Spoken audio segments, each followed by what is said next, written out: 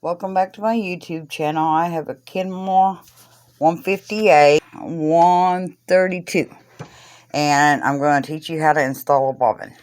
What you need to do is stick your finger in this groove and lift up like that. This slit here is really hard to see. Your thread is going to go in that slit down around this plate. It's going to slide in underneath that plate and clip. Next, you're going to pull this out. This goes up. And you put it on the spindle. Then we push it in, make it clip. Pull the bobbin thread up. You just run your needle down. And then go back up to the top and pull on this. I use my scissors. Slide through there and get the bobbin thread up. And then pull it out like that. That's all there is to loading the bobbin. Stay tuned for how to wind the bobbin and a couple more videos on this machine.